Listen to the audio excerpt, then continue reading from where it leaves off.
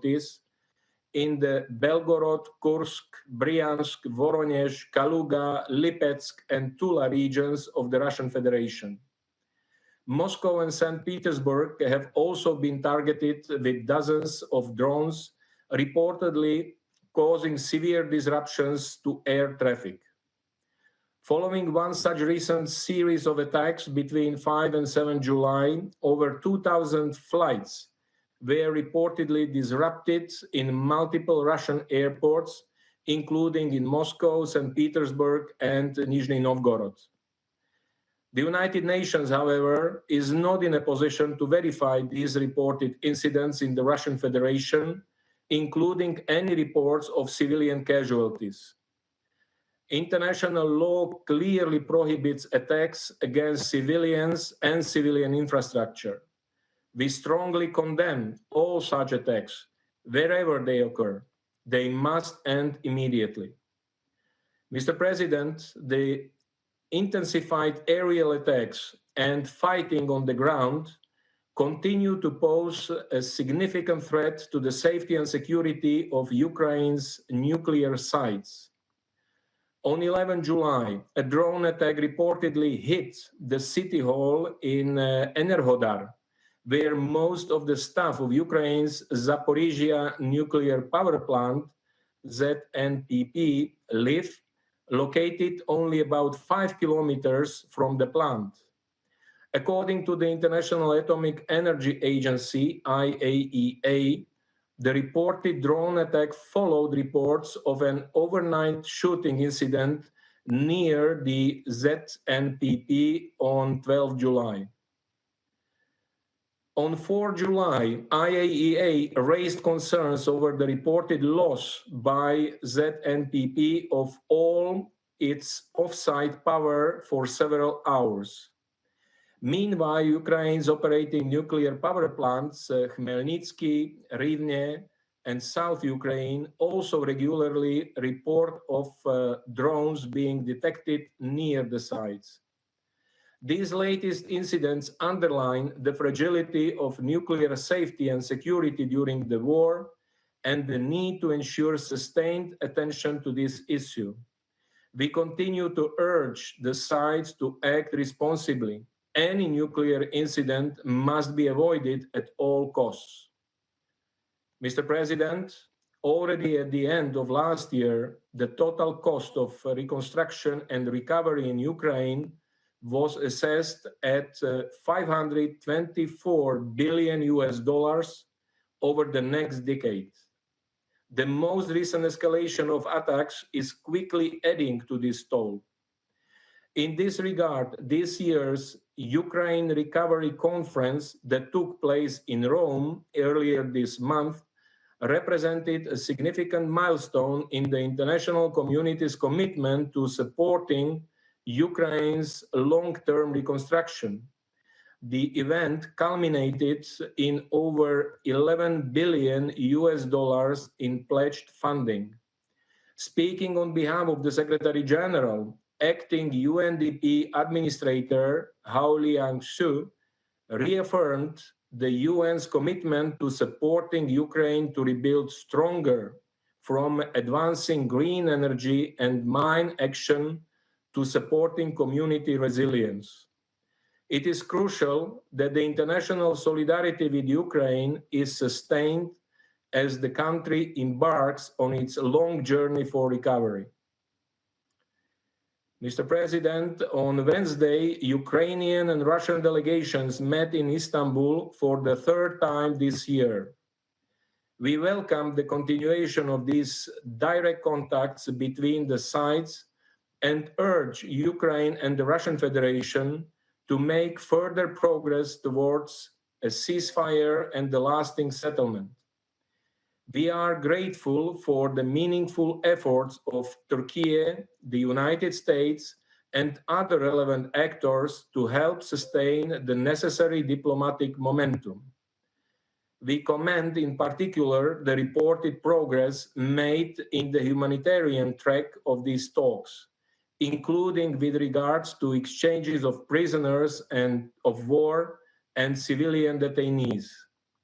Since last May, following the first two rounds of negotiations in Istanbul, the Russian Federation and Ukraine have already reportedly exchanged hundreds of prisoners of war, including those badly injured, as well as more than 7,000 mortal remains. Each such exchange and repatriation alleviates the pain of the affected families and serves as a reminder that diplomacy can work. We therefore call on the sides to continue such exchanges. Mr. President, on Tuesday, this Council unanimously adopted a resolution reiterating that all states shall settle their international disputes by peaceful means through dialogue, diplomatic engagement, and cooperation in such a manner that international peace and security and justice are not endangered. The resolution also underscored the importance of the full, equal, and meaningful participation of women and meaningful participation of youth in dispute resolution efforts. As the Secretary General stated during that meeting, diplomacy may not have always succeeded in preventing conflicts, violence, and instability, but it still holds the power to stop them. With this in mind, and recalling the Security Council Resolution 2774 of 2025, adopted in February, it is crucial that the momentum of the ongoing diplomatic contacts is not only sustained, but reinforced by genuine political will to make tangible progress towards ending the current dangerous cycle of escalation as soon as possible. The heartbreaking and rising human toll of the past nearly 3.5 years of war underscores the urgency of a complete, immediate, and unconditional ceasefire as the first step towards a just and lasting peace.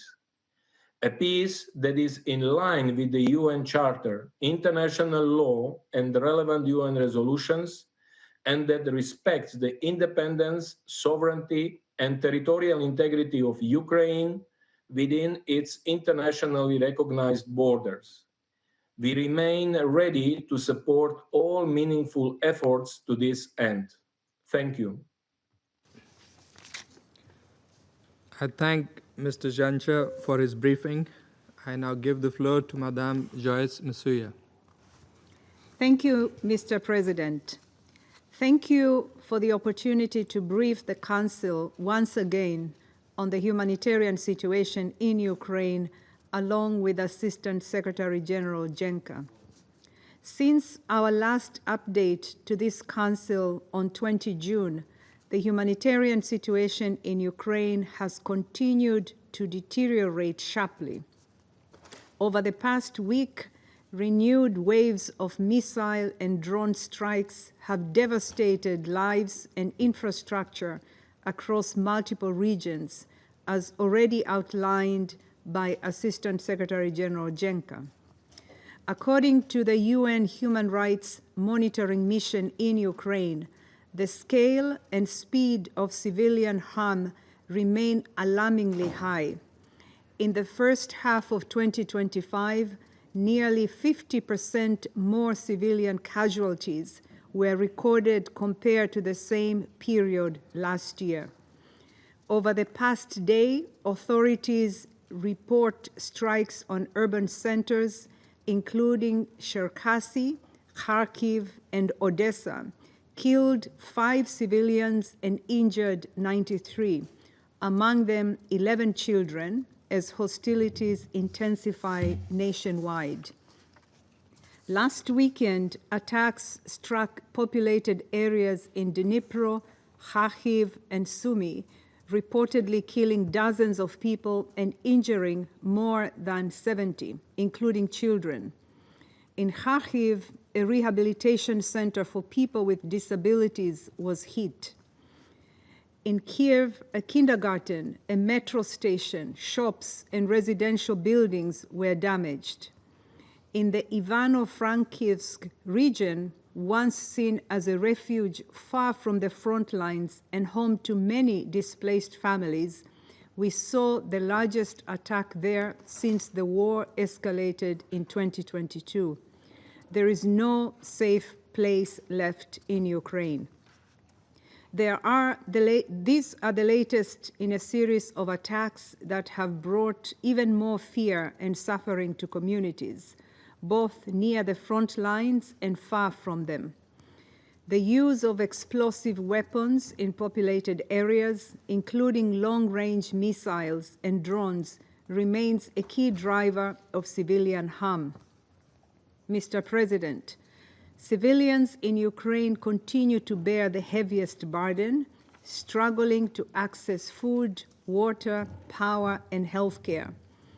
Nearly 13 million people need assistance, but limited funding means we can reach only a fraction of them. For many displaced women and girls, safety remains out of reach. Risks of violence at home, in shelters, and during evacuations continue. Yet the local women-led groups best placed to help are scaling back due to funding shortfalls, leaving countless women without the protection they so urgently need. Displacement from frontline areas continue to rise. Since April, more than 26,000 people fleeing hostilities have registered at transit centers. In response, our partners are working with authorities to open new sites in the Sumy and Dnipro regions to meet rising needs. Across Ukraine, 3.7 million people remain displaced, with nearly 6 million refugees abroad. Additionally, unverified reports in recent days and weeks indicate civilian casualties and damage to civilian infrastructure in the regions of Kursk, Bryansk, Belgorod, Voronezh, Kaluga, Lipetsk, and Tula regions in the Russian Federation. Under international humanitarian law, all parties must take all feasible precautions to avoid and minimize civilian harm. Mr. President, the continued use of anti-personnel mines puts civilian lives and livelihoods at risk every day. The Anti-Personnel Mine Ban Convention strictly prohibits their use. Under this convention, states have agreed that the harm caused by these weapons is unacceptable and that considerations of humanity must impose limits on their use. We cannot go back. This is why we note with alarm the recent decree by the Ukrainian president announcing Ukraine's withdrawal from the convention.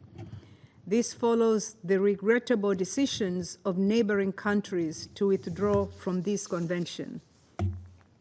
Assertions of exceptional threats and military necessity cannot outweigh international humanitarian law, which seeks to limit human suffering precisely when a state is fighting against its enemy. The Secretary General has urged all states to adhere to humanitarian disarmament treaties and immediately halt any steps towards their withdrawal. Mr. President, despite relentless risks, our humanitarian partners in Ukraine continue their vital work, reaching more than 3.6 million people with emergency health care, shelter, clean water, and cash to families since January. But access remains precarious. In regions such as Kherson and Donetsk, intensified fighting has forced aid convoys to be delayed or suspended, putting humanitarian workers at risk and interrupting life-saving support. We remain committed to ensuring all necessary arrangements are in place to reach people in need safely and without obstruction. Our ability to reach an estimated 1.5 million civilians in areas under the control of the Russian Federation, including parts of Donetsk, Luhansk, Kherson, and Zaporizhia, remains extremely limited and increasingly difficult. It is not for lack of capacity or will, but rather persistent access impediments that prevent us from getting help to those who need it most. At the same time, we urgently need the resources to sustain and expand efforts where we have access. International humanitarian law could not be clearer.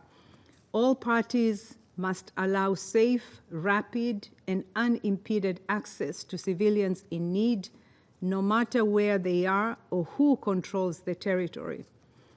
Mr. President, despite the growing scale of needs, funding remains critically low. Just 34% of the $2.6 billion US required for the 2025 Humanitarian Needs and Response Plan has been received, forcing cuts to vital programs just as needs are soaring. Cash assistance, mental health support, and services to respond to gender-based violence have been slashed due to funding shortfalls. Without an immediate influx of resources, even prioritized programs will be at risk, just as the people of Ukraine approach a fourth wartime winter. Last week, the United Nations and our humanitarian partners launched the 2025-2026 Winter Response Plan, which aims to reach 1.7 million people with heating support, winter clothing, shelter repairs, emergency energy solutions, and cash. The plan prioritizes households in frontline and collective sites where freezing temperatures could turn already dire conditions into deadly ones. We urge member states to act now so that emergency supplies are in place before winter hits and conditions make it far harder to reach those in need. Mr. President, allow me to close with 3 urgent messages to this Council. First, civilians and civilian objects must be protected. The scale of civilian death and injury and the destruction to homes, schools, hospitals, and displacement centers must stop. Disproportionate and other indiscriminate attacks are strictly prohibited. Second, ensure humanitarian access.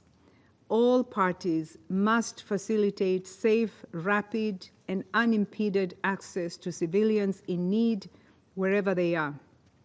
The Council and all member states must exert their influence to ensure civilians are protected and humanitarians can reach those in need. Third, support the response. Ukrainians cannot afford delays or donor fatigue. Every contribution counts. Mr. President, this war continues to inflict suffering on a staggering scale. The trauma is daily, the destruction is widespread, and the resilience of civilians is being pushed to its limits. But our commitment to assist them must not waver. Thank you. I thank ASG Masuya for her briefing. I now give the floor to those council members who wish to make statements. And to begin with, I give the floor to the representative of Slovenia. Thank you very much, Mr. President. I would like to thank Assistant Secretary General Masuya and Assistant Secretary General Jenča for their insight and contribution to today's discussion. And I welcome representative of Ukraine in the chamber. Mr. President, today's briefings painted a comprehensive picture of the latest developments on the ground, and the picture is grim. Civilian casualties are on the rise. Homes, schools, and hospitals continue to be destroyed. To top it all, there is no end in sight to all the death and suffering. Since the beginning of the year, Russia has been escalating its aggression. By March, Russia was launching more than 1,000 drones and missiles per week, terrorizing Ukrainians in their homes and shelters night after night. This month, the attacks have been particularly destructive. They culminated on the 9th of July, when Russia launched its largest ever aerial attack, using more than 700 drones and missiles. This vividly illustrates the accelerating pace of the escalation. This month alone, Russia has launched more than 5,000 drones and missiles. The ramped-up aerial attacks have a devastating impact on the civilian population, as we heard. As the briefers pointed out, the numbers of civilians killed or injured have been rising sharply in the first half of 2025. In fact, June was the deadliest month for Ukrainian civilians in 3 years. In addition to all this, civilians across Ukraine are each day exposed to arbitrary detentions, torture, executions, and sexual violence. These acts are an obvious violation of international humanitarian law. Slovenia condemns the aggression and the latest escalatory steps, Mr. President. Slovenia welcomes all diplomatic efforts toward a just and lasting peace in Ukraine, including the latest meeting between the two countries held last Wednesday. We welcome the agreement on the POW exchange in this regard. However, the outcomes of both previous and recent talks remain insufficient. Instead of genuine peace talks, we are witnessing a surge in drone production. Instead of respect for international law, more and more armaments are being procured, including from countries under UN sanctions. Instead of reuniting families, Ukrainian children remain displaced and deported. Instead of a ceasefire, Ukrainian cities continue to burn. Mr. President, we are in a desperate need of a change of pace. We need action to prevent further civilian deaths and finally make a decisive step on the path to peace, as implored by this Council last February. For months, we have listened to pleas of members of this Council for ceasefire. To little avail. Enough time has passed. This Council needs to act. We need a ceasefire resolution. I thank you. I thank the representative of Slovenia for the statement, and now give the floor to the representative of Denmark. Thank you, Mr. President. And I would also like to thank Assistant Secretary Jenča and Assistant Secretary General Masuya for their briefings. Colleagues, we are once again gathered in this chamber to address Russia's ongoing illegal war of aggression against Ukraine. A war that continues to escalate in intensity as the Russian Federation persists in its aggression against its sovereign neighbor with increased ferocity. Mr. President, allow me to make 3 key points. First, in recent weeks, we have witnessed the most severe attacks against civilians across Ukraine in over 3 years. A relentless and sustained Russian blitz of drones, missiles, and bombs has inflicted death, destruction, and despair. Kyiv has been subjected to intense overnight missile and drone attacks.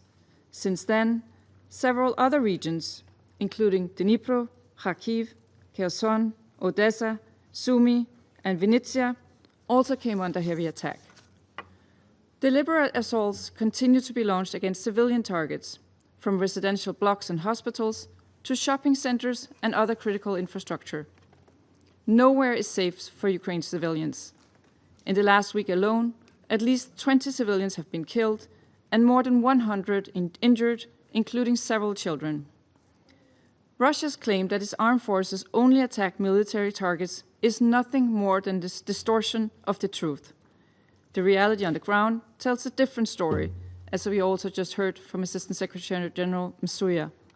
This is in clear violation of international humanitarian law and constitutes a callous disregard for civilians. Second, Mr. President, Russia's disregard for international law is having an outside impact on children who suffer some of the gravest consequences. For 3 consecutive years, the Russian armed forces have been listed in the annex of the Secretary General's annual report on children in armed conflict for committing grave violations against Ukrainian children. From the latest report, we have learned that Russia's actions in the past year have reached new levels of brutality. In addition to the unlawful abduction of thousands of Ukrainian children, Russian forces killed and maimed 671 children, according to the report. They also attacked over 500 schools and more than 300 hospitals. This marks a 60% increase in child casualties and a staggering 150% increase in attacks on schools and hospitals compared to 2023. We recall that civilian objects are protected under international humanitarian law and must not be targeted. Denmark fully supports the Secretary General's call for Russia to immediately cease all violations against children. We urge Russia to take concrete steps to prevent further violations by developing and implementing a joint action plan with the United Nations. Third, Mr. President, Russia's senseless, full-scale aggression continues in its 4th year. It must come to an end. For months, Ukraine has been ready to agree to an unconditional 30-day ceasefire. We call on Russia to accept this offer without any delay. Such a response would reflect a genuine commitment to peace. While we welcome the agreement on new exchanges of prisoners of war reached in Istanbul this week, we cannot ignore that the Kremlin continues to pursue its illegal and brutal full-scale invasion of Ukraine. This week, Russia has continued to destroy cities, killing civilians, and targeting civilian infrastructure across Ukraine. These actions undermine the foundations for peace. Mr. President, in conclusion, while Russia's attacks intensify, we increase our support for Ukraine. We reiterate our call for a just, sustainable, and lasting peace in line with the purposes and principles of the UN Charter. We have reaffirmed the sovereignty, territorial integrity, and political independence of Ukraine. Denmark will continue to stand with Ukraine for as long as it takes, until the Ukrainians can once again live in peace and freedom in their own country. I thank you. I thank the representative of Denmark for the statement, and I'll give the floor to the representative of France. Merci. Thank you, President. At the outset, I would like to thank ASG Miroslav Zhenka and ASG Joyce Msuya. Thank you for your briefings, which recalled the gravity of the situation. President, a week ago, President Zelensky said once again that he was prepared to partake in direct peace talks with the Russian president. What was Russia's response? Massive strikes on Ukrainian cities, very far from the front line, and this between the 20th and 21st of July. Our Minister of Foreign Affairs, Jean-Noël Barrot, arrived in Kiev just a few hours later to reiterate our determination to increase pressure on Russia and to give Ukraine the means to defend itself. This is what we're doing together with the European Union. By systematically attacking civilian targets and essential infrastructure, essential for daily life, Russia is trying to sow fear and discord in Ukraine. Unable to break through the front line for over 3 years now, Russia is trying to break the rearguard. Russia must understand that this strategy of massive and systematic violation of international humanitarian law and the Geneva Conventions is not only illegal, what's more is it's useless. Russia will not manage to erode the morale of the Ukrainian people, and France would like to commend Ukraine's resilience and courage. France is also systematically targeting energy infrastructure. It is compromising without hesitation nuclear safety and security. In Chernobyl, our minister saw considerable damage that was done in February by a Russian Shahed drone, a drone which perforated the confinement sarcophagus, which prevents radioactive emissions. President, in Istanbul 2 days ago, Ukraine reiterated its readiness to implement an immediate and unconditional ceasefire, as Ukraine has been doing for 5 months now. Russia once again refused. Russia reiterated its maximalist demands set out in the memorandum it gave to Ukraine on the 2nd of June. Russia cannot demand Ukraine's capitulation as a precondition for stopping the hostilities. President, in order to live up to its responsibilities, this Council cannot simply deplore civilian suffering and call for peace talks. The Council must, first, call a spade and recall the fundamentals of the conflict. Faced with Ukrainians' aspirations to liberty and democracy, it is Russia which on 2 occasions invaded Ukraine in 2014 and 2022, and this in flagrant violation of the Charter. Second, the Council must condemn violations of international humanitarian law and human rights law, violations committed by Russia. We must call on it to put an end to this. Indiscriminate attacks against civilians constitute war crimes. Third, the Council must address its appeals to Russia, its appeals for an end to the fighting. It is Russia which can immediately put an end to this war of aggression and accept a ceasefire. Fourth, we must tirelessly recall that peace, in order to be lasting, must respect international law.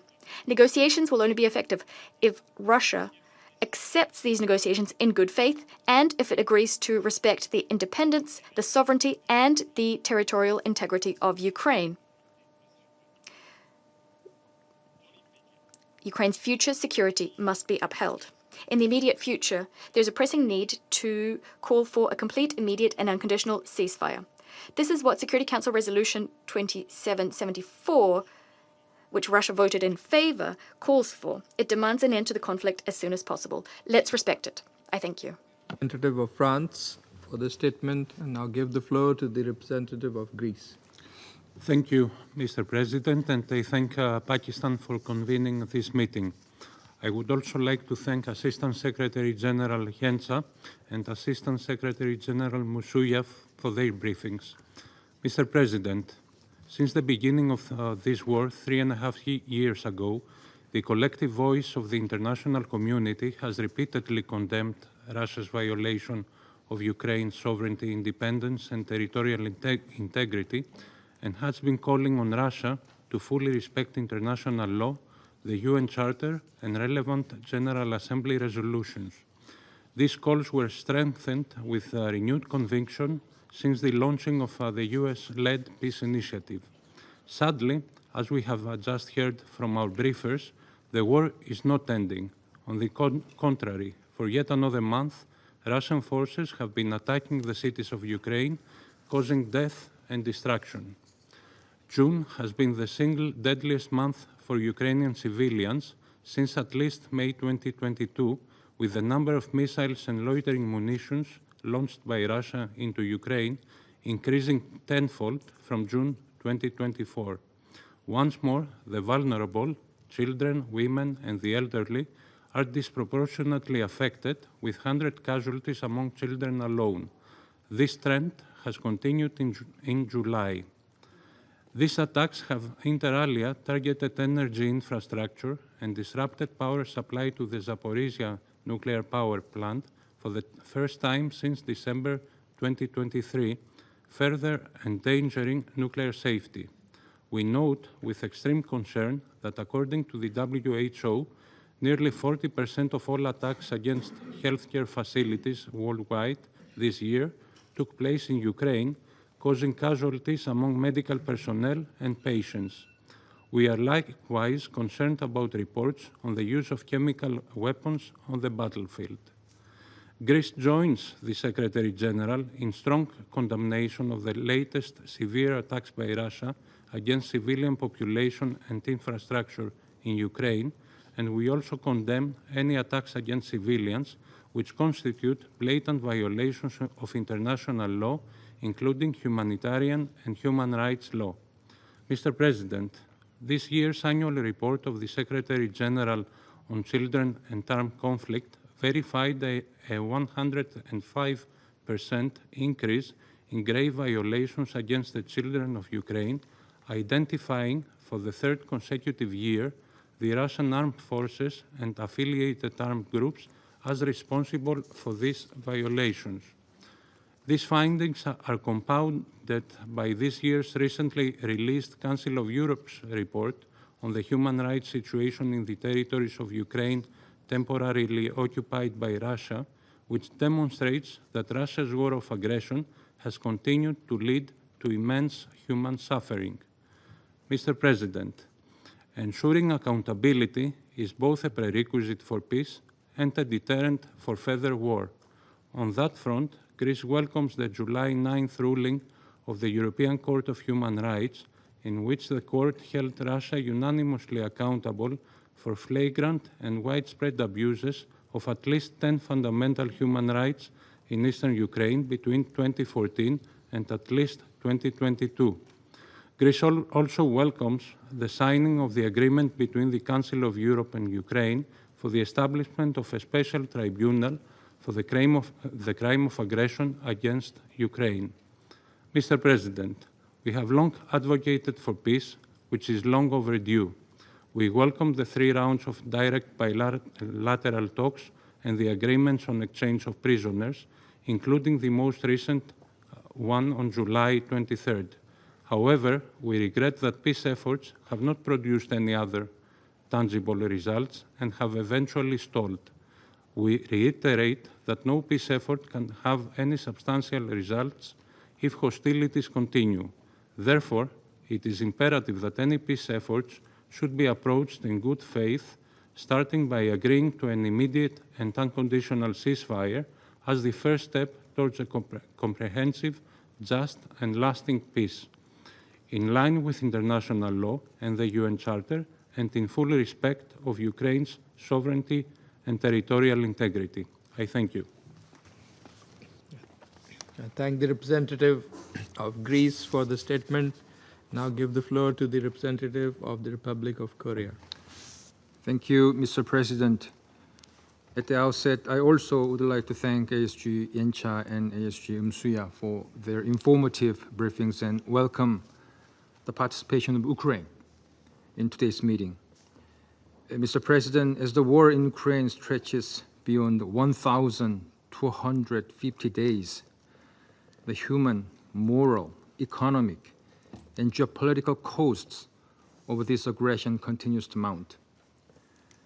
Contrary to the hopes of many who yearns to escape from this dark tunnel, Russia is intensifying its relentless attacks, now deploying hundreds of deadly drones and missiles daily.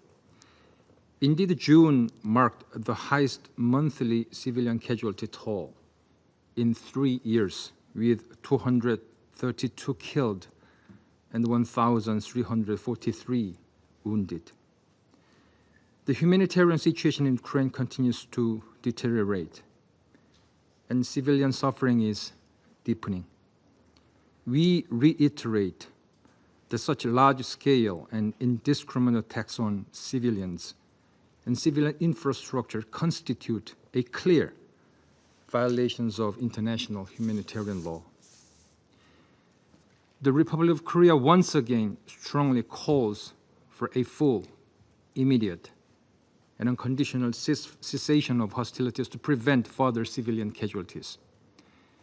In this regard, we support the recent call by the United States to achieve a long overdue ceasefire within 50 days.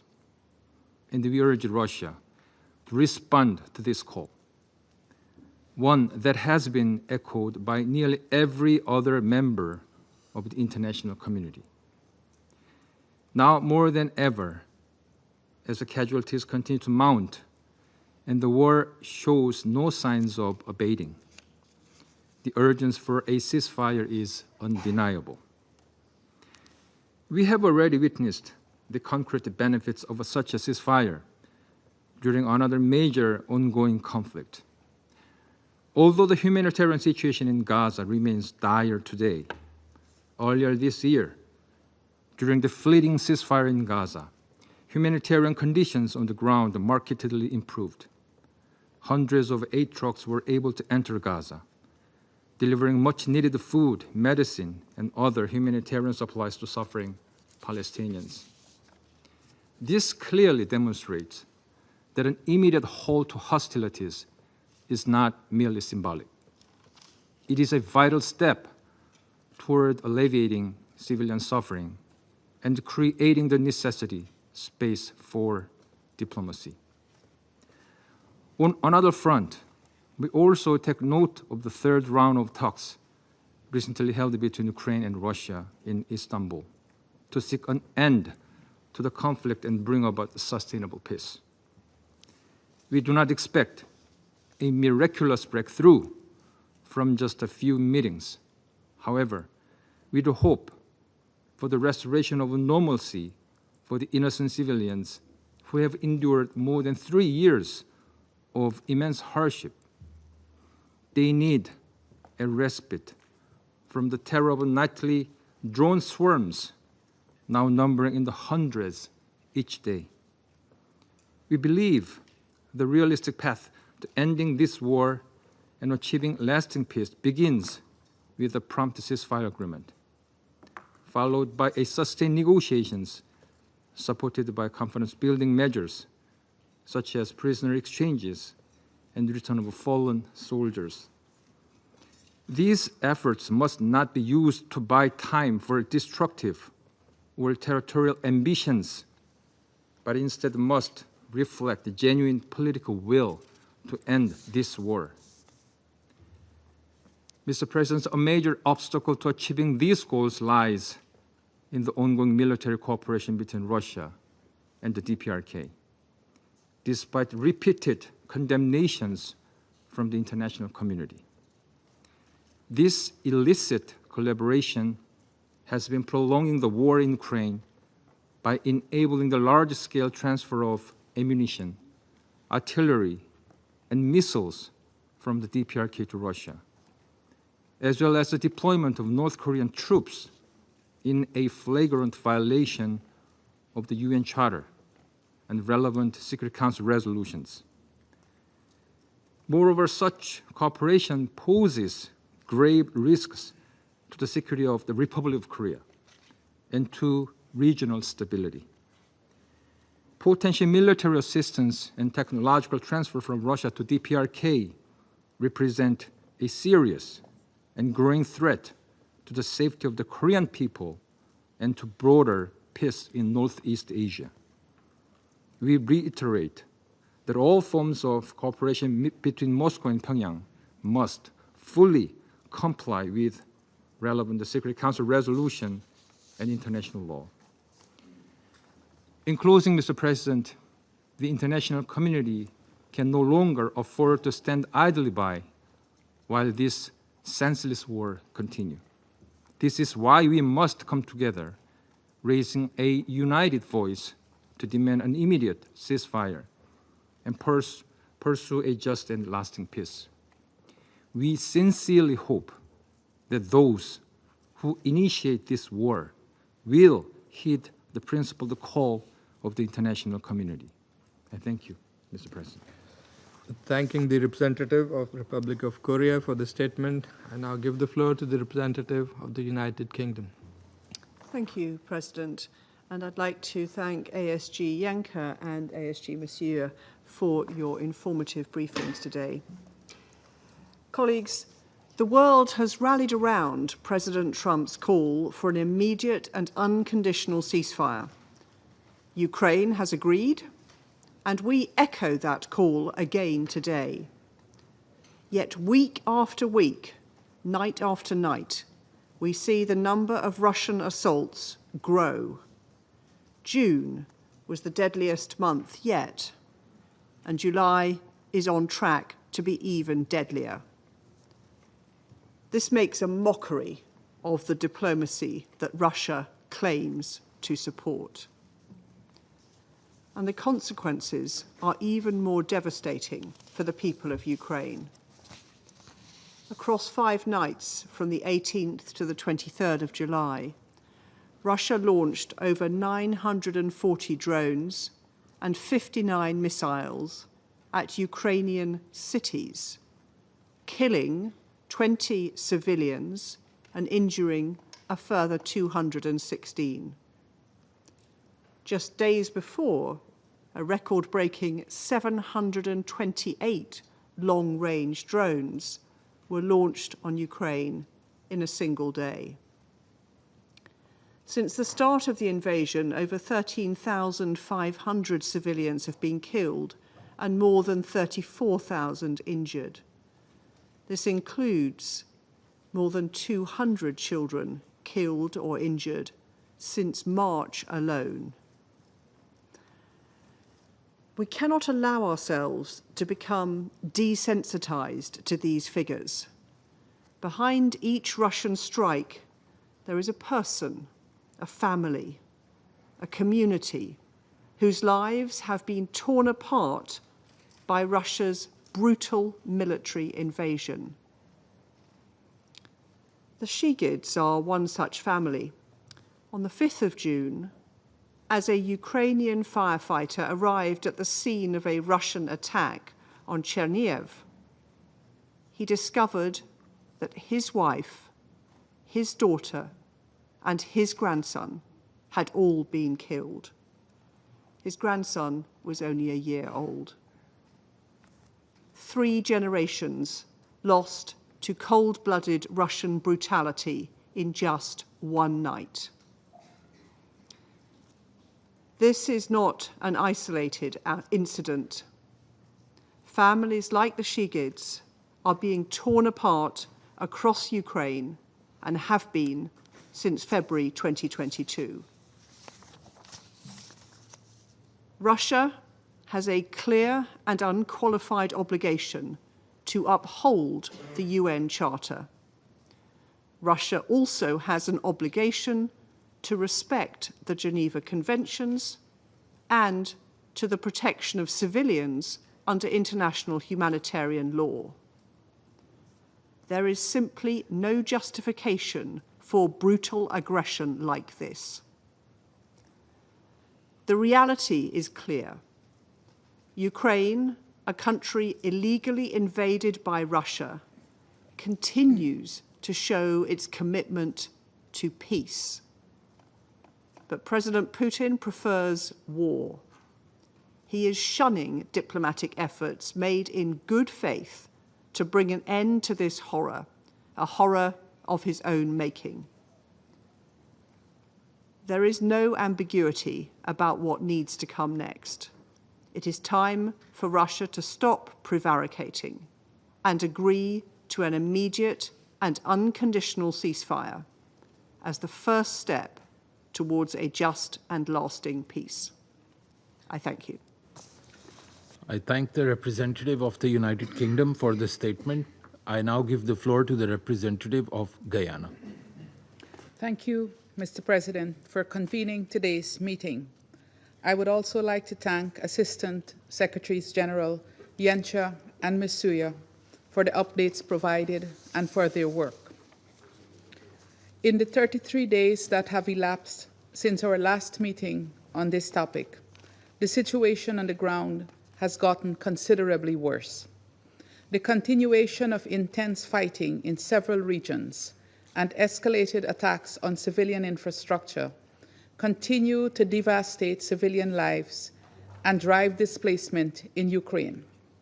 Meanwhile, nuclear safety and security remain under threat, with the IAEA reporting yesterday that their team at the Zaporizhzhia nuclear power plant continues to hear shelling, explosions, and gunfire almost every day. Earlier this month, the site's training center was targeted in a drone strike, resulting in damage to its roof. Guyana deplores the ongoing attacks on or near nuclear power stations, given the risk of severe and indiscriminate harm that could result. We call on the parties to the conflict to eliminate such plans from their military strategies. Mr. President, we have been consistent in reaffirming full respect for the purposes and principles of the United Nations Charter and the territorial integrity and sovereignty of Ukraine.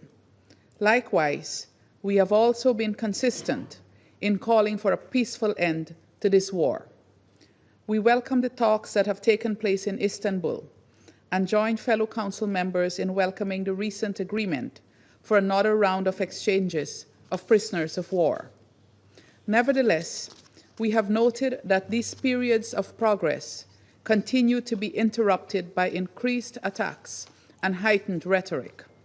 We urge the parties to ensure that progress is sustained by prioritizing the protection of civilians, fulfilling their international legal obligations, and ultimately agreeing to end this war peacefully and definitively. Guyana believes that many opportunities have been missed since the adoption of Resolution 2774 5 months ago, a resolution which, while not perfect, provided the first glimmer of hope since this conflict erupted. 5 months on, it appears as if the main obstacles standing in the way of peace are the absence of firm political will and an unwillingness to compromise and find common ground. Meanwhile, the civilian death toll continues to mount, and many more lives are devastated and put on pause.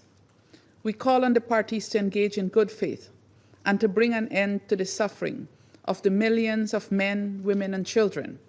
This includes those displaced from their homes and mourning the loss of loved ones in both Ukraine and Russia. Guyana further reiterates its call for the Russian Federation to immediately withdraw its military forces from the internationally recognized territory of Ukraine and to comply with its obligation under international humanitarian law to facilitate unhindered humanitarian access to those in need in the temporarily occupied territories. Mr. President, colleagues, it may be tempting, I'm sure, to imagine that one party will emerge victorious from this conflict. However, with nearly 50,000 civilian casualties reported to date and an unprecedented humanitarian crisis emerging, there will be no winners in this war. While the buildings are damaged can be rebuilt, the lives lost cannot be resuscitated, nor the injuries erased. But one thing remains clear: a call for peace is always relevant, and the choice of peace is never too late. The time to answer that call and to choose peace is now. I thank you. I thank the representative of Guyana for the statement. I now give the floor to the representative of the United States. Thank you, Mr. President. And thank you, Assistant Secretary General Miroslav Yensha and Assistant Secretary General Joyce Masuya for your briefings. And I welcome the representative of Ukraine. More than 100 days have now passed since this Council adopted a resolution imploring a swift end to the war and urging a lasting peace between the Russian Federation and Ukraine. Since then, there have been some positive developments. UN Security Council Resolution 2774 paved the way for technical talks in Saudi Arabia and bilateral talks in Istanbul, resulting in the return of thousands of prisoners of war. But the progress we've seen has fallen far short of what is needed. Ignoring this Council's call for lasting peace in Resolution 2774, Russia has continued to kill Ukrainian civilians. Russian drones and missiles have struck schools, playgrounds, apartment buildings, and nursing homes. Russia has deployed thousands of DPRK troops to its front lines and sent tens of thousands of Russian soldiers to die on the battlefield just to gain a small amount of ground. Mr. President, colleagues, the war, killing, and destruction must end. As President Trump has repeatedly stated, there is no military solution to this conflict. On July 14th, the President of the United States put Russian President Putin on notice to agree to a peace deal within 50 days. If Russia does not agree within that timeframe to stop the attacks, the United States is prepared to take further measures. Additionally, we again urge all countries, including China, to stop exports to Russia of dual-use goods that contribute to Russia's war industrial base and enable its drone and missile attacks against Ukraine.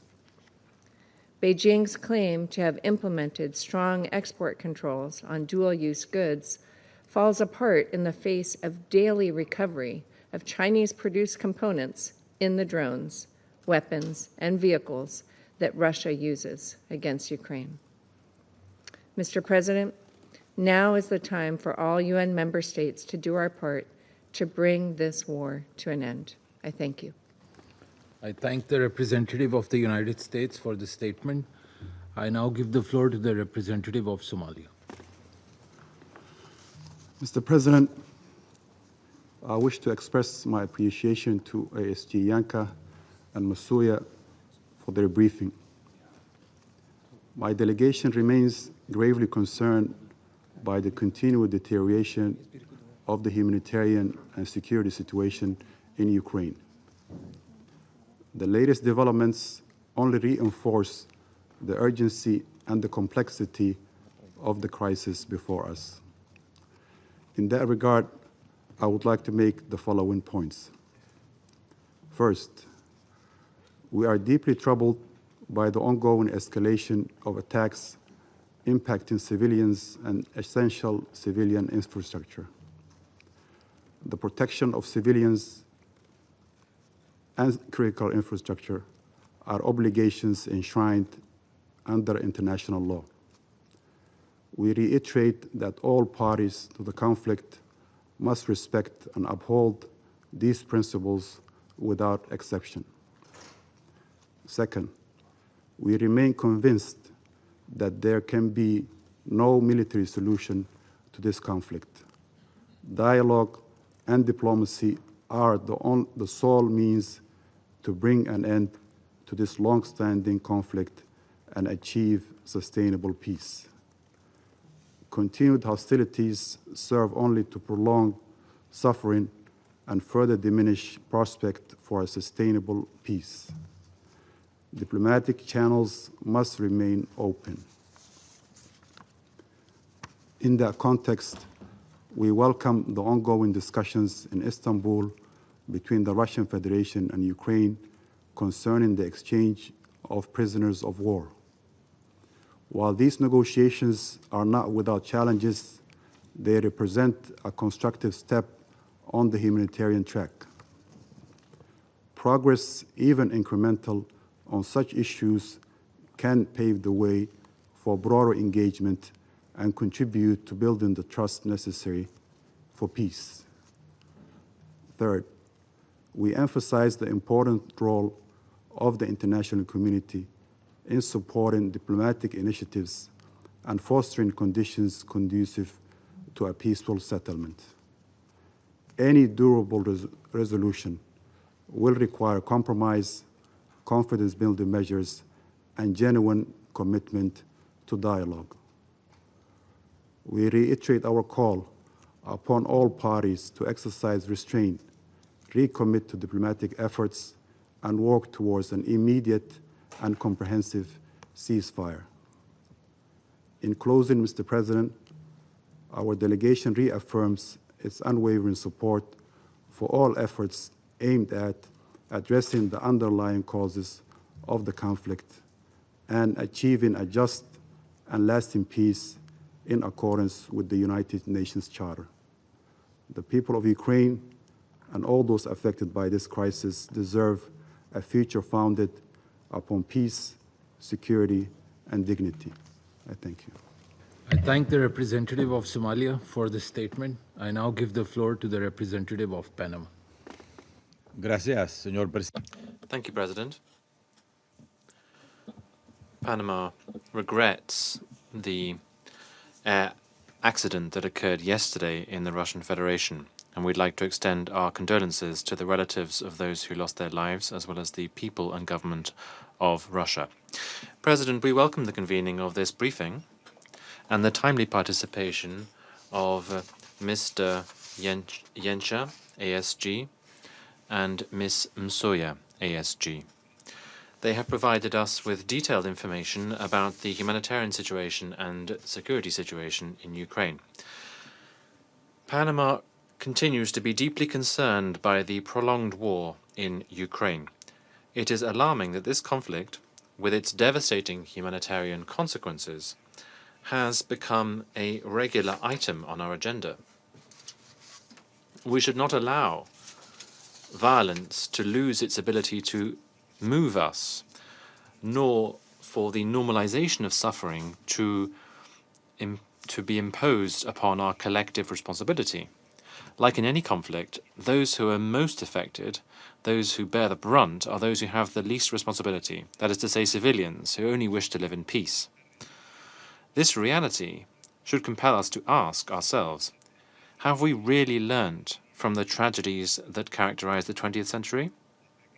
Attacks on schools, hospitals, critical infrastructure, an increasingly vulnerable population, physically and emotionally exhausted. All of this cannot and must not be normalized. The detailed reports that Mr. Yencha and Ms. Msuya have provided us today clearly show with eloquent figures the lamentable effects of the attacks and the collective and individual tolls of the attacks on civilians, as well as human displacement and the deterioration of the humanitarian situation. And this is in addition to the increasing cost of the reconstruction of Ukraine. All of these are sad consequences of the conflict, which, rather than winding down, continues without any prospect of a solution. We do not think enough about the victims of the fighting, and the reports have shown that approximately 950,000 Russian soldiers have died or have been injured, and some 400,000 Ukrainian soldiers have died since the conflict erupted. Every day that passes without our acting deepens the collective trauma and erodes the minimal bases of the social contract. We cannot allow fear and despair to prevail over security and dignity.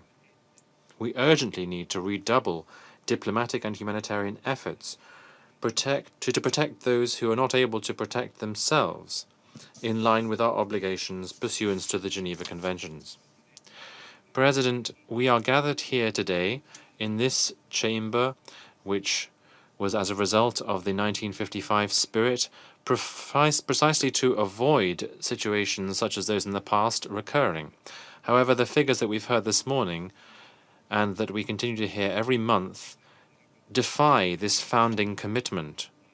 We are particularly concerned about nuclear security. At the beginning of this month, an attack completely disconnected the Zaporizhzhia nuclear plant.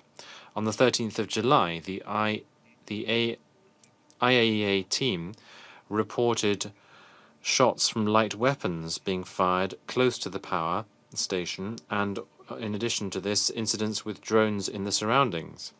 As DG Grossi has clearly said, the situation around the power plant is increasingly delicate and sensitive, and any incident could have catastrophic consequences. Panama echoes the words of S.G. Guterres, which he stated on the 5th of June, in which he condemned the wide-scale attacks with missiles and drones.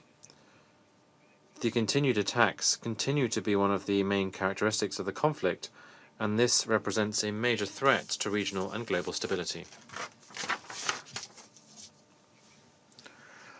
Fair and lasting peace in Ukraine necessarily involves fully respecting Ukraine's sovereignty, territorial integrity, and political independence, pursuant to the principles laid out in the UN Charter. We urge the parties to immediately cease hostilities and to fulfill their obligations pursuant to international law, including international humanitarian law.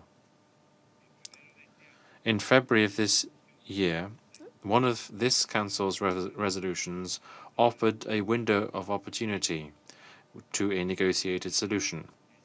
Unfortunately, this opportunity was not taken advantage of. In this regard, we encourage the parties to continue direct talks, such as the talks that were held this week in Istanbul, which led to a new agreement for the exchange of prisoners of war. In addition to this, we reiterate that only through dialogue, diplomacy, and respect for these principles will it be possible to curb this spiral of suffering and to restore a peaceful and sustainable solution. Thank you. I thank the representative of Panama for this statement. I now give the floor to the representative of Sierra Leone. Thank you, Mr. President. I thank you for convening this important meeting at the request of Slovenia, Denmark, France, Greece, the Republic of Korea, and the United Kingdom. I also thank Assistant Secretary Generals Miroslav Jenča and Ms. Joyce Musia for their comprehensive and sobering briefings. We welcome the participation of the representative of Ukraine in today's meeting. Mr. President, the end of the Ukraine conflict remains a complex but not insurmountable objective. Encouragingly, 3 rounds of talks in Istanbul between the parties have facilitated the exchange of thousands of prisoners of war and detainees, as well as progress in the return of over 300 Ukrainian children by the Russian Federation. While a ceasefire agreement remains elusive, such confidence-building measures, alongside the reported intention to establish joint working groups to regularly address political, humanitarian, and military dimensions, offer signs of continued engagement through diplomatic channels. In this regard, we wish to make 3 key points. First, Sierra Leone is deeply concerned by the indiscriminate use of long-range missiles and drones in densely populated areas, resulting in widespread civilian suffering and destruction of civilian infrastructure. According to the Human Rights Monitoring Mission in Ukraine, missile and drone attacks in June 2025 were 10-fold higher during the same period last year, causing extensive damage to energy, water, medical, and other vital civilian infrastructure. Since the beginning of this year, approximately 6,754 civilians have reportedly lost their lives, including an alarming increase in casualties among children. Reports from UNICEF further indicate that about 70% of the children in Ukraine, roughly 3.5 million, are facing severe material deprivation, including lack of access to food, clothing, heating, and education. For more than 3 years, the lives of these children have been shaped by fear, loss, and trauma, a situation that must not be normalized. In this regard, we underscore the urgent need to sustain and strengthen humanitarian assistance to reach the estimated 12.7 million people currently in need across Ukraine. We reiterate that the protection of civilians must be central to all military operations, with strict adherence to the principles of distinction, proportionality, and precaution, and call on all parties to uphold their obligations under international law. Second, we urge the parties to the conflict to demonstrate the necessary political will and commit to structured negotiations aimed at achieving a sustainable resolution of the conflict. Building on the progress made in Istanbul, we join others in encouraging high-level political dialogue to address substantive matters for a ceasefire and a lasting peace. We welcome reports of private engagements between the heads of the respective delegations and urge continued negotiations in good faith with a focus on political and humanitarian priorities. We commend the sustained efforts of the United States, European leaders, and other partners in support of a comprehensive ceasefire. In light of the deep human suffering caused by the conflict, we appeal to the parties to prioritize the well-being of their citizens and seize the opportunity to bring an end to hostilities. Third and finally, the international community must begin to prepare for the post-conflict reconstruction and stabilization of Ukraine. The scale of devastation is immense. An estimated 139,000 square kilometers of territory are reportedly contaminated with landmines and explosive remnants of war, posing enduring threats to safety and livelihood.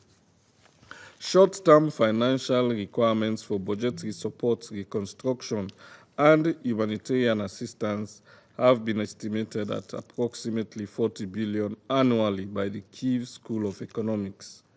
According to the World Bank's Rapid Damage and Needs Assessment done in February this year, long-term reconstruction costs may amount to over 524 billion in the coming decade. Thus, the challenge ahead is significant. We welcome international coordination mechanisms supporting Ukraine's recovery, including the Multi-Donor Coordination Platform and the Ukraine Recovery Conference. The guiding principles are outlined in the Lugano Declaration: partnership, reform focus, transparency, democratic participation, inclusivity, and sustainability remain fundamental. We also note with appreciation the increased engagement of the private sector in the recent recovery conference held in Rome, underscoring the crucial link between sustainable development and durable peace. In conclusion, Mr. President, we reaffirm that only a comprehensive ceasefire and peace agreement will enable the government and people of Ukraine, including over 10 million displaced persons, to begin the arduous process of recovery, healing, and rebuilding. Sierra Leone reiterates its support for all efforts that seek to protect civilians, uphold international humanitarian law, and advance a just and lasting peace that respects the sovereignty, territorial integrity, and internationally recognized borders of Ukraine, while addressing the legitimate security concerns of all parties to the conflict. I thank you. I thank the representative of Sierra Leone for the statement. I now give the floor to the representative of Algeria. Shukran, Sida. Thank you, Mr. President. At the outset, I would like to thank Assistant Secretary General for Europe, Central Asia, and the Americas, Mr. Miroslav Vienka, and Assistant Secretary General for Humanitarian Affairs and Deputy Emergency Relief Coordinator, Ms. Joyce Msuya, for their valuable briefings. Mr. President, unfortunately, the ongoing war between Russia and Ukraine continues, as does the killing of innocent civilians, including women, children, and the elderly. In addition to the continued recorded heavy losses in property and infrastructure, including vital facilities, which Algeria has condemned several times for being a flagrant violation of the rules of international law, including international humanitarian law. And despite the positive momentum we have witnessed recently, which was embodied in long-awaited direct meetings between the two parties, the logic of confrontation and fighting still dominates on the ground, and unfortunately, the logic of polarization still affects the state of affairs, undermining diplomatic efforts to end this war. This conflict has not only affected the peoples of the region, but has also had spillover effects in many regions of the world, especially developing countries. As a result of the repercussions of this conflict on food and energy markets across the world. Faced with this situation, my delegation would like today to stress the following points. 1. Algeria reiterates its call on the two parties to show restraint and wisdom and to make the lives and safety of civilians their priority and to fully abide by the rules of international law, including international humanitarian law, which expressly prohibit the targeting of civilians and civilian infrastructure. 2. Algeria stresses its firm conviction that the solution will not come by the force of arms or by imposing hegemony, but by favoring the language of constructive and inclusive dialogue and negotiations, and the ability of both parties to overcome differences and to find a peaceful solution that will put a definitive end to hostilities and end the war. In this regard, Algeria calls on the parties to focus effort on the ongoing negotiating process and to be inspired by the positive results achieved so far through the exchange of prisoners to reach a just and lasting peaceful solution based on the principles and purposes of the Charter of the United Nations and is responsive to the legitimate security concerns of the parties. 3. Algeria renews its call on the international community to redouble its diplomatic efforts to create an atmosphere conducive to negotiations that brings views closer together, away from polarization and narrow geopolitical calculations. Finally, Algeria renews its firm commitment to support any international efforts aimed at finding a peaceful political solution that satisfies both parties and putting an end to this war and returning the entire region back to safety. I thank you. I thank the representative of Algeria for the statement. I now give the floor to the representative of China. President, I thank ASG Yencha and ASG Masuya for their briefings. We've noted that Russia and Ukraine have in recent times continued to implement the consensus reached in previous negotiations and promoted the exchange of prisoners of war and the remains of fallen soldiers.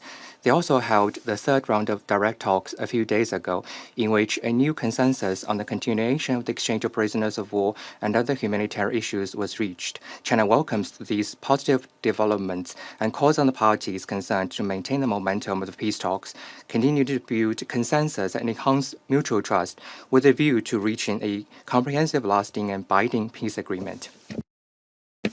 We've also noted that in recent days, Russia and Ukraine have continued to carry out large-scale drone and missile strikes against each other, resulting in heavy casualties and infrastructure damage and destruction. China is deeply concerned and saddened by this, and once again urges the parties to the conflict to show maximum restraint, comply effectively with international humanitarian law, and refrain from attacking civilians and civilian infrastructure under any circumstance. It is imperative that the two sides make joint efforts to de-escalate on the battlefield at an early date. We have further noted that Russia and Ukraine have recently issued statements toward each other about how to restore peace in Europe and achieve a political solution to the crisis. The major parties in the international community have also repeatedly released positive signals on dialogue, negotiation, and ceasefire, and continue to engage in diplomatic efforts for peace talks. China welcomes all efforts towards peace and encourages both Russia and Ukraine to continue to show political will and flexibility, while the international community continue to call for peace, build a consensus over peace, and carry out efforts for peace. All parties should jointly make practical efforts to promote a political solution to the crisis. President, China has always maintained an objective and impartial stance on the Ukraine issue and has been committed to promoting peace talks and political solution. We have been actively carrying out diplomatic mediation in accordance with 4 shoulds proposed by President Xi Jinping while maintaining effective communication with both Russia and Ukraine. We have initiated the establishment of Friends of Peace Group on the Ukrainian crisis with Brazil and other countries in the Global South in order to build greater synergy for a ceasefire and the realization of peace. China will, as always, play a constructive role in the political settlement of the crisis. President, I'd like to respond to the statement by the U.S. representative. As we've pointed out many times in the Council, China did not start the Ukraine crisis, nor is it a party to it. China has never provided lethal weapons to any party to the conflict and has always strictly controlled dual-use materials, including the export of drones. We urge the U.S. to stop shifting blames on the Ukraine issue or creating confrontation, and instead playing a more constructive role in promoting ceasefire and peace talks. What's more, President, I'd like to take this opportunity to say a few more words. This past Tuesday, when the Council held an open debate on the peaceful settlement of disputes, the U.S. representative took advantage of the meeting to attack and accuse China on the South China Sea issue. This past Thursday, when the Council held an open meeting on cooperation between the UN and the Organization of Islamic Cooperation, the representative of the U.S. once again started its provocation by slandering and smearing China on Xinjiang-related issues. Today, when we are considering the issue of Ukraine, the representative of the U.S. again started to spread false information and lies about China. Within a single week, the U.S. has made groundless accusations at China in the Security Council multiple times. They only prove that what the U.S. cares about is not maintaining international peace and security or promoting the political settlement of war or conflicts, but rather using this council to suppress and attack other countries and engage in political manipulation to serve its own agenda. As a permanent member of the council, the U.S. should be ashamed and disgraced by its own words and deeds. We urge the U.S. to change course at an early date and engage constructively in the work of the Council. Thank you, President. I thank the representative of China for the statement. I now give the floor to the representative of the Russian Federation. Thank you, President. To be frank, when we heard about this meeting on Ukraine being requested by our Western colleagues, there was a fleeting thought in our minds. We thought that the reason for this was the fact that at the start of July, we received a poignant letter from a group of Ukrainian political prisoners addressed to the Security Council President. Let me remind you that it was signed by well-known politicians, human rights defenders, civil servants, and MPs who are today prisoners of the Zelensky regime. For instance, Elena Berezhnaya, Vyacheslav Boguslayev, Vitaly Godina, Artem Dmitruk, Alexander Dubinsky, Oleg Kulinich, Miroslav Oleshko, Alexander Oleynikov, Yuri Rabucha. You all had an opportunity to read that letter and to see for yourself that the number of political prisoners in Ukraine runs into the thousands. Constitutional norms and laws are not being implemented. People are being put behind bars for, and here I quote, calling for peace and the holding of elections, for opposing the war between Slav peoples, for their political and religious convictions, for criticizing the forced mobilization, and for their active civil stance, end of quote. Ukrainian political prisoners are calling on the Security Council to achieve a repeal, and here I quote again, of all illegal sanctions imposed since the start of the war on Ukrainian citizens. For instance, unconstitutional and repressive means of political persecution, end of quote. So it's not just a letter, it's a cri de coeur. Now, back then, we didn't draw the Council's attention to this document to avoid giving our foes a pretext to try and portray all of this as Russian propaganda, as they always do in such cases. Think no further than the fact that in January 2024, Gonzalo Lira, an American citizen, was tormented to death in a security service of Ukraine cell, whose HR revelations were written off as Russian propaganda by the Kiev regime. Starting in 2014, any criticism of the Ukrainian government, according to what they say is Russian propaganda. This unsophisticated logic persists to this day.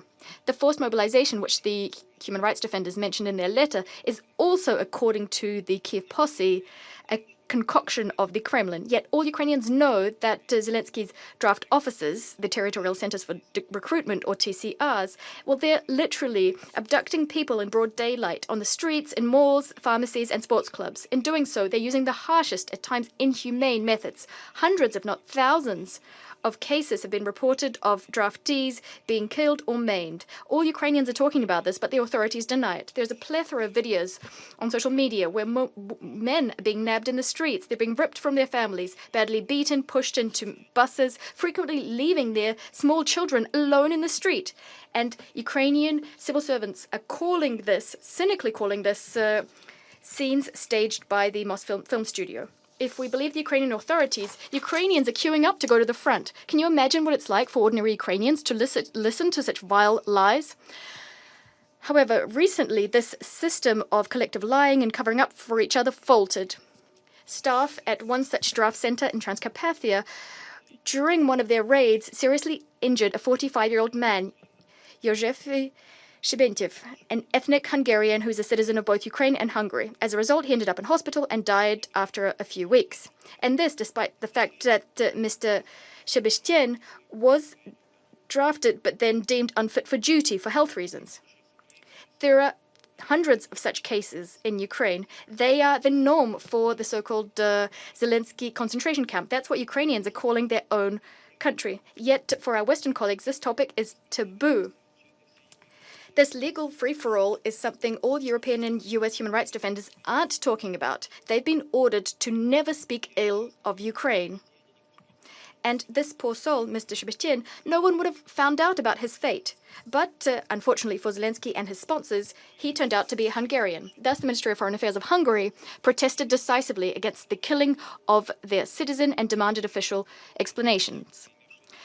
In response, the Ukrainians said that supposedly the draftee had attempted to flee and then died in hospital of natural causes. Of course, the Ukrainian side, just like in many other cases, despite the obvious facts, refused to bear any responsibility for the man's demise.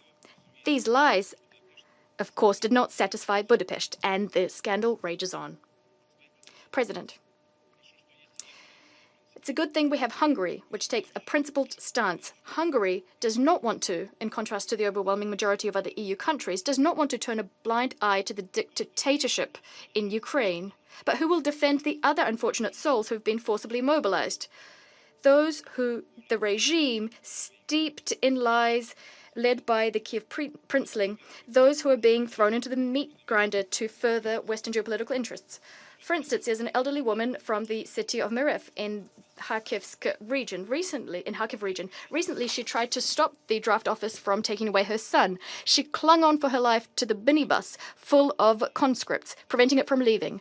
But draft officers pushed her harshly, and as a result, she was unconscious, lying in the middle of the road. Images of this abuse caused outrage across Ukraine. Try to guess what Zelensky's accomplices said in response. You're right, this was all characterized as Russian propaganda. Ukrainians are now used to the fact that getting justice and punishment for all those violating all legal norms, including the Constitution, is impossible. In those rare cases where criminal cases are initiated against draft office staff because they're abusing authority, the State Bureau of Investigations which conducts pre-trial investigations. In that case, that investigations office does not find any crimes. They say no crime has been committed. What are ordinary people left to do, those who don't want to go and fight? Increasingly, we're seeing them blocking roads, blocking settlements, and not letting draft officers, who they deem cannibals, to enter their towns and cities. Ukrainians absolutely hate staff of these draft officers, who are known as politsai in common parlance, the term used for fascist punishers during the occupation of Ukraine. Hate and despair of Ukrainians has reached such a point that they're publishing and sending to the Russians the military coordinates of draft officers and celebrating when we strike them. This is what the former comedian, a self-styled dictator of all Ukraine, has achieved.